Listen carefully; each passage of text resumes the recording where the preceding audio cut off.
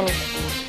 Estamos de volta ao vivo com o Tarde Master. E agora a gente vai falar sobre um assunto, né, que está sendo discutido aí, são os principais portais essa semana a respeito do pagamento dos médicos cubanos. Né, que o governo, os médicos cubanos achando que iriam receber 10 mil reais aqui no Brasil, mas a grande verdade é que vão receber aí em torno de 4 mil reais e o resto vai para o governo cubano. Que estranho isso, né? É diferente dos demais médicos, né? Será que é legal isso? Pois é, para discutir isso, vamos conversar com o doutor Eduardo Varandas, ele que é procurador regional do trabalho, com ele que a gente fala agora. Eduardo, bem-vindo. Obrigada. Boa tarde, prazer receber. Primeiro, que loucura é essa, hein? Existe isso, doutor Eduardo? Bom, é preciso, antes de falar desse problema, fazer um breve histórico da saúde no Brasil e de como ela vem sendo mal cuidada pelo poder público. Uhum.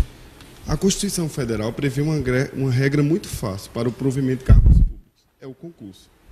Se o governo, em qualquer das esferas, seja federal, estadual ou municipal, tivesse de fato preocupado com a saúde pública, deveria ter promovido, a médio prazo, uma organização na estrutura administrativa para receber médicos do quadro efetivo, mediante concurso público bem remunerado, em todas as cidades do país.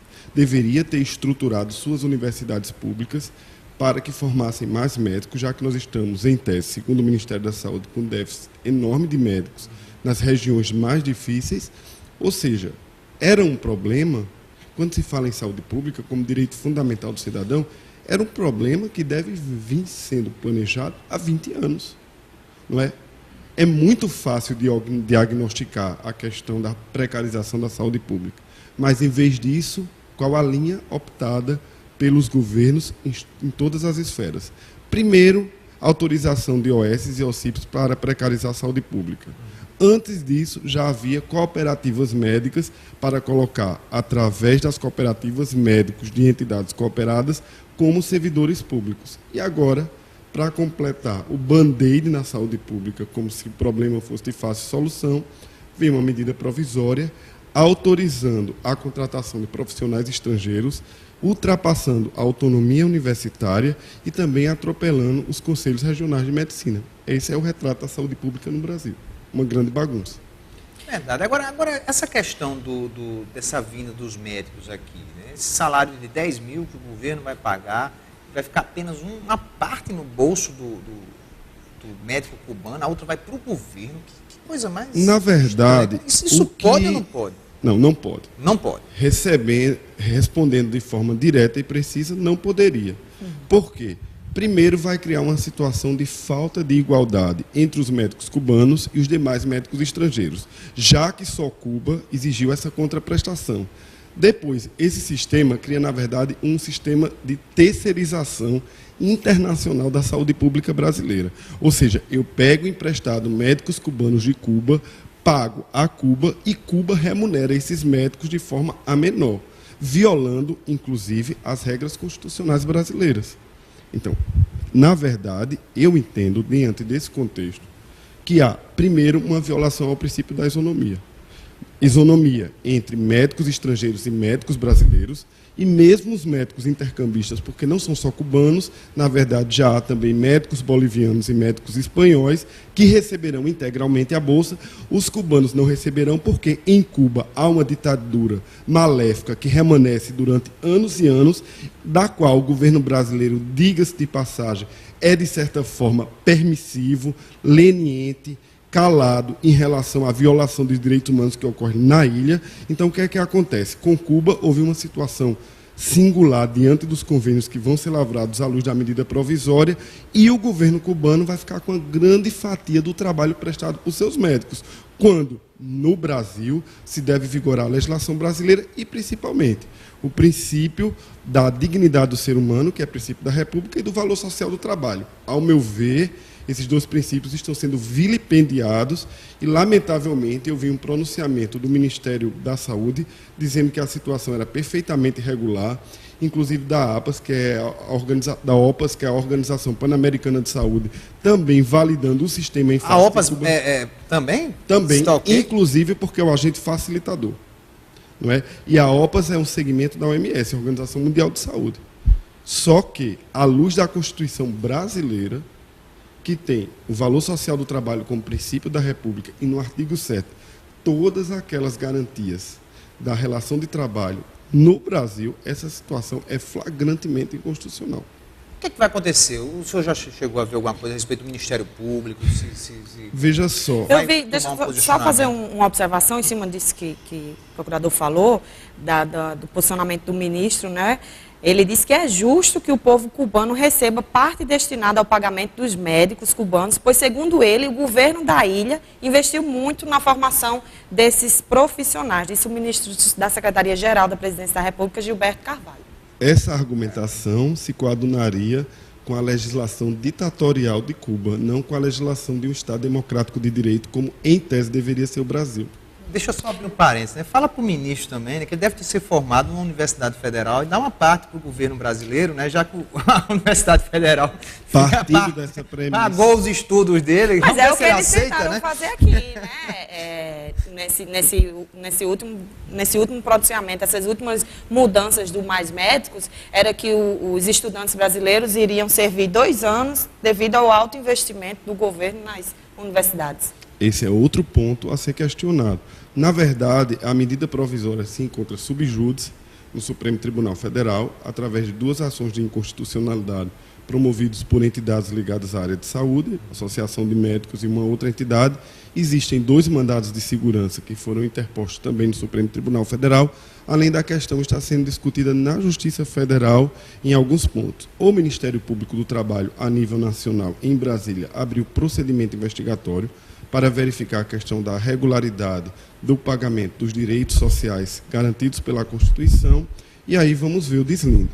É bom que se diga que todas as liminares por parte do Supremo Tribunal Federal foram denegadas. Então, em tese, num juízo prematuro, que a gente chama de pré-libação, que é um juízo preliminar, o Supremo Tribunal entendeu favorável à manutenção da medida provisória. Não houve ainda nenhum questionamento em relação especificamente aos convênios traçados com Cuba. Peraí, mas o do Supremo Tribunal Federal achou normal, então, num juízo preliminar. Não é? Ele só negou a liminar. Certo. Não há nenhum julgamento de mérito ainda, mas isso já é, para quem estuda direito, uma sensível sinalização favorável. Baseado, talvez, de repente, no interesse público. Olha, existe, de fato, um déficit enorme de médicos no Brasil. É claro que a culpa não é do médico, nem das organizações médicas. A culpa é do próprio poder público, que não se auto-organizou para prestar de forma adequada um serviço fundamental à população, que é o serviço de saúde. E aí nós chegamos à beira do caos, para quem não acha que nós já estamos no fundo do caos. E dentro desse contexto, o que foi que o governo achou mão, como gestor de políticas públicas? Havendo, e de fato há, insuficiência de médicos no Brasil, abriu mão, atropelando alguns princípios constitucionais, para contratar profissionais estrangeiros. Dispensou a validação do diploma, que é um requisito fundamental, regra, inclusive, do próprio Ministério da Educação e Cultura, e obrigou, inclusive, os conselhos regionais a fornecerem um registro provisório para esses médicos que vierem do exterior para cá. O grande problema que se põe, e aí já não é uma discussão só jurídica, é a questão da qualidade da formação profissional dessas pessoas que virão. Se vão prestar, de fato, serviço à saúde adequado. Se isso, na verdade, vai socorrer a população mais carente ou não. Depois, a saúde pública não é só feita pelo médico. Os hospitais estão sucateados, os postos de saúde estão sucateados, há carência de outros profissionais da área de saúde que não médicos, técnicos em enfermagem, enfermeiros, fisioterapeutas e uma série de outros profissionais. Então, na verdade, se nós partirmos da premissa da internacionalização terceirizada da saúde pública, a saúde pública no Brasil vai ser, na verdade, um ponto internacional de prestação de serviço terceirizado, precário e contrariando a nossa Constituição.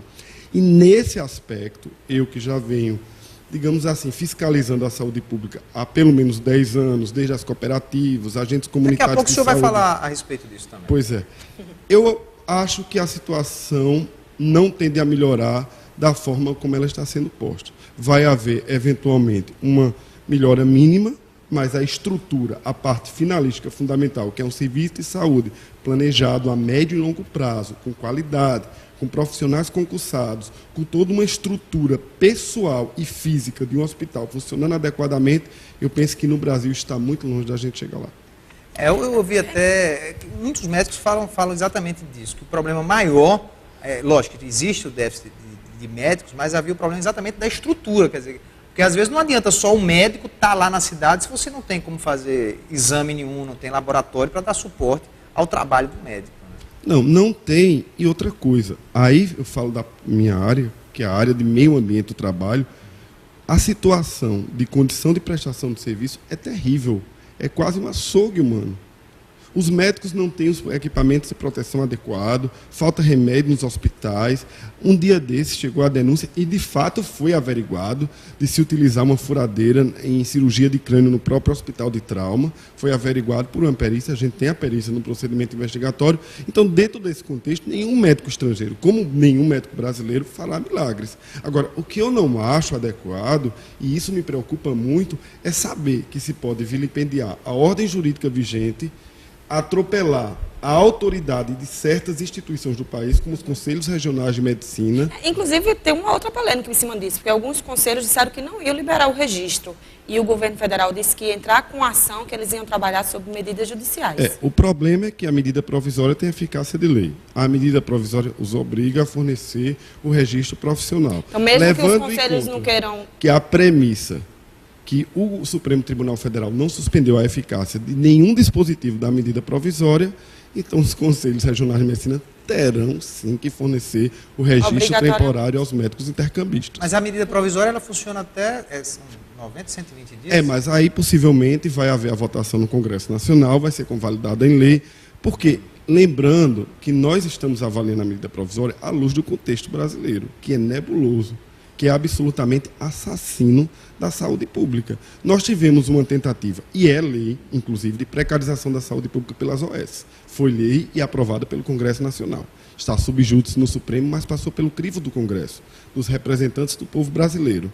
Nós temos a EBSER, que é a Empresa Brasileira de Serviços Hospitalares, que vai terceirizar todos, já está, aliás, inclusive o da Paraíba, terceirizando todos os hospitais universitários do Brasil, também passou pelo crivo do Congresso Nacional. Partindo dessa premissa, eu não duvido que a medida provisória será aprovada pelo Congresso Nacional. Doutor Eduardo, a gente sabe que o Ministério Público ele é investigador também, né? O que é que pode estar por trás disso tudo? O que é que o senhor acha? São medidas assim que realmente surpreendeu todo mundo nesses últimos 2 anos para cá, essas questões de terceirização. Numa análise objetiva, o governo tenta, na verdade, baratear os serviços de saúde e o resultado acaba sendo um sucateamento da estrutura. E quem paga o preço é a população, muitas vezes com a própria vida. Quando as urgências e emergências não socorrem, as pessoas vão a óbito. Não é? Por trás disso, penso eu não posso afirmar, aí é a minha opinião como cidadão, não na condição mais de procurador do trabalho, por trás disso, penso eu, é que existe um grande interesse nas verbas públicas aplicadas à saúde pública e que vão sair do setor público primário para ir para o terceiro setor. Esse é o grande interesse, na verdade. Não é? Porque a partir do momento que você está terceirizando, admitindo a terceirização num serviço fundamental como é a saúde, os demais serviços vão estar vulneráveis, como a educação e outros mais. Então, como é que um governo, e aí a minha pergunta, na condição inclusive de eleitor, como é que um governo que se diz socialista e que se diz trabalhista vota tanto em favor da minimização do Estado na saúde pública, precarizando e prejudicando a população como um todo? É um caso de se pensar a nível, inclusive, de nação brasileira, não só do Ministério Público. Perfeito. Essa terceirização, inclusive, como é que está a situação daqui? As notícias não são boas, lamentavelmente. O TRT se declarou incompetente para julgar a terceirização da saúde pública promovida pelo Estado da Paraíba. E aí nós vamos recorrer para o Tribunal Superior do Trabalho. Enquanto isso, a saúde pública paraibana sofre nas mãos de entidades terceirizantes absolutamente descompromissadas com a qualidade, com os fins do SUS, do Sistema Único de Saúde, como a universalidade, a gratuidade do atendimento, e a saúde pública na Paraíba vive numa situação de mercância de entidades terceirizadas e o povo é quem paga. O Ministério Público já chegou a ir lá fiscalizar, realmente piorou Nós fomos, recebemos denúncias, continuamos investigando. O problema é que a população precisa entender que o Ministério Público sozinho não é um antídoto multifacetado para todos os males da sociedade brasileira. A gente precisa de um poder judiciário, a gente precisa de uma estrutura pública, a gente precisa da própria população no sentido de que apoie as iniciativas do Ministério Público. Até um tempo desse, o Ministério Público vinha sendo perseguido por iniciativas parlamentares de nos caçar o poder de investigação. Então, quer dizer, é preciso que o povo brasileiro se lembre de uma coisa fundamental, que é a base da nossa Constituição. O poder emana do povo e em seu nome será exercido. Eu vejo muitas vezes o povo como mero telespectador de um filme de terror. Gente, é preciso que se mude a mentalidade. Porque a gente pode até questionar se o Brasil é de fato um Estado de direito. Agora, o que a gente não pode questionar é que o Brasil não seja um Estado democrático. Essas pessoas estão no poder porque foram eleitas. Então, no mínimo, o povo deve arcar com a meia-culpa de toda a situação absurda por qual passa a sociedade brasileira nos dias de hoje. Ontem eu vi uma matéria que não era nem em forma de denúncia. Eram alguns repórteres entrevistando alguns médicos cubanos, falando sobre condições de trabalho. Eu acredito que o Ministério Público também vai fazer alguma investigação. Sim, sem dúvida. Ele dizia que os médicos cubanos estão em alojamentos, enquanto os outros estrangeiros estão alojados em hotéis. Aí uma repórter questionou por que estava havendo essa distinção entre o alojamento e o hotel. Ele disse que estava super satisfeito nos alojamentos, que tinha banheiro, tinha chuveiro. Mas é uma discrepância. É isso que eu falo, a questão da mitigação do princípio da igualdade. Não é? Primeiro, a medida provisória que cria uma situação diferenciada para médicos brasileiros e médicos estrangeiros. Depois, no caso concreto, quando se vai fazer os convênios, como na verdade Cuba tem uma linha ditatorial completamente diferente, por exemplo, da Espanha, então os médicos cubanos sofrendo aqui no Brasil a interferência indevida de Cuba passam por uma situação mais precária porque simplesmente grande parte da remuneração que lhes é devida não lhes é repassada porque remanesce em Cuba. Quer dizer, essa situação precisa ser investigada. Agora, o que eu lamento de tudo isso é porque há pessoas dentro do poder público central, do próprio poder executivo, que sabem da situação jurídica frágil na qual está inserida a questão da condição do médico cubano. E, no entanto, eles vêm à televisão dizer que a situação é plenamente regular, que Cuba, de fato, merece esse plus, digamos assim, pelo fornecimento de médicos cubanos, quando esse plus não pode ser descontado da bolsa que é devida ao médico. Pois é, o médico cubano que, por exemplo, de repente, no decorrer do tempo, começar a assistir uma entrevista como a do senhor, né, e começar a prestar atenção, peraí, eu estou perdendo dinheiro realmente. Como é que pode ficar a situação desse médico cubano? Ele pode entrar na justiça para solicitar a bolsa inteira? Claro que Como é que pode ficar a relação com o governo Cuba? Eu já estou complicando a situação. Não, mas o problema é que, na verdade, se criou um estatuto dentro da medida provisória, que nem é um estatuto seletista, que é a regra geral dos trabalhadores brasileiros, nem é o regime jurídico único, que é a regra geral dos servidores públicos brasileiros. Então, na verdade, esses médicos intercambistas, que são os estrangeiros, e aí não só o cubano, ficarão numa situação, digamos assim, num limbo jurídico, que a própria medida provisória não tece a detalhes, apenas diz que lhes é devido à bolsa e que não pode haver formação de vínculo empregatício. Então, quer dizer, é isso que está se questionando na inconstitucionalidade. É como se fosse uma terceira via? Que o valor era para ser uma terceira via, só que essa terceira via não é admitida pela Constituição. A Constituição só admite, dentro da administração pública, duas hipóteses. Ou é servidor público estatutário, mediante a regra do concurso público, ou é contrato temporário, mediante excepcional interesse público, que é uma situação diversa desta situação que a medida provisória estabeleceu. Então, eu não sei que critérios o Supremo Tribunal, eu não posso prever, lamentavelmente, até porque o cenário jurídico do Brasil tem sido mais político do que técnico, e eu só tenho a lamentar, eu não posso prever qual será o resultado do deslinde em face ao Supremo Tribunal Federal. Mas, no que se refere à minha opinião, na condição de professor universitário e procurador do trabalho, é que há, sim, fragilidades inconstitucionais na medida provisória. E que o Supremo, ao decidir, precisa refletir não só a questão técnica, que é importante, nós não podemos abrir mão porque nós temos uma lei que deve ser cumprida, que é a Constituição. Mas também a questão social, por exemplo. Será que essa estrutura não precarizará o trabalho dos médicos do Brasil? Claro que vai. A partir do momento que ingressam médicos que só lhes é devida a bolsa, os médicos que prestam serviço na condição de trabalhadores normal, que tem direito a 13º salário, que tem direito a férias e todas as garantias contidas na Constituição Federal, terá o seu trabalho, obviamente, vulnerabilizado, porque nós criamos uma situação mais barata. Então, vai haver naturalmente uma concorrência entre uma situação, entre aspas, vantajosa, que é de um indivíduo que tem menos direito, e uma situação, entre aspas, mais cara, que é a regra geral do Brasil. E aí eu temo que essa situação mais vantajosa, contudo mais precária, mais ineficiente, mais temerária, se torne a regra geral e o povo brasileiro é quem pague o preço. Acho que amanhã, sexta-feira, vai acontecer a primeira audiência de investigação com, inclusive, representantes do Ministério da Saúde e da Educação, está sabendo? Sim. É amanhã mesmo. Agora essas audiências, primeiro, é preciso explicar a todos que a investigação ainda está no início, não é?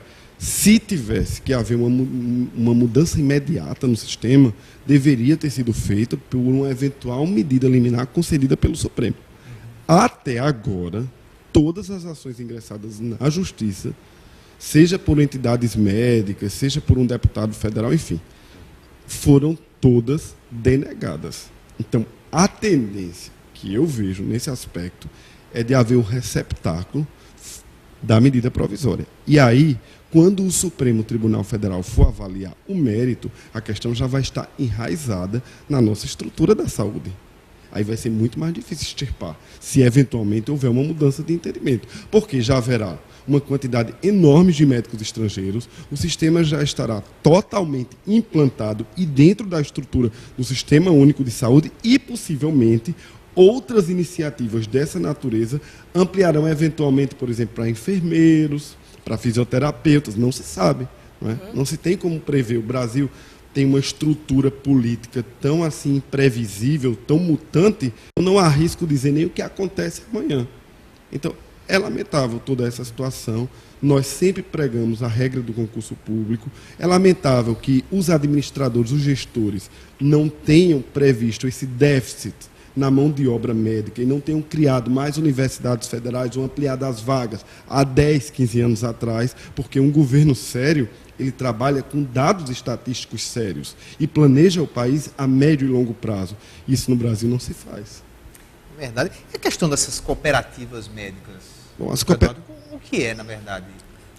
E qual é o problema? Na verdade, o grande problema é o seguinte.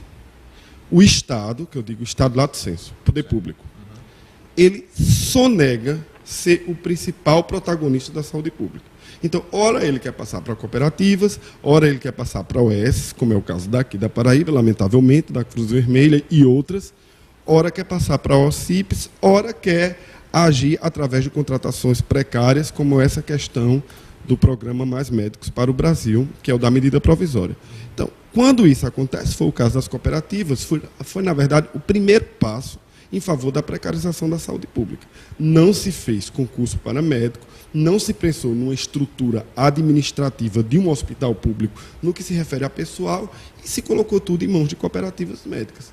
Obviamente, o Ministério Público do Trabalho, na ocasião, nós fomos um dos primeiros órgãos do Brasil a agir contra as cooperativas médicas e, inclusive, logramos êxito em todas as instâncias. A sentença transitou em julgado.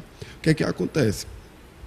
Como não foi possível as cooperativas médicas, porque houve, de fato, uma inibição judiciária da questão, aí se partiu para outras. E outras cada vez mais arrojadas e cada vez mais desafiantes. E, no entanto, a regra básica do artigo 37 da Constituição Federal, que é o concurso público, vem sendo relegada e não vem sendo cumprida.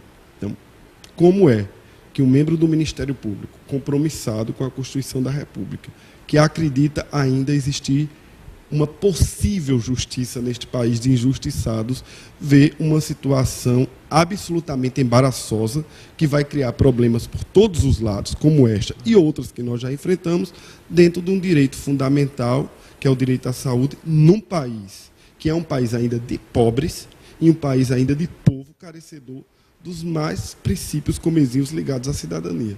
Gente, é lamentável. Tá aí. Quero agradecer demais a sua participação, doutor Eduardo, aqui no Tarde Mais. Foi um prazer recebê-lo. Eu que agradeço.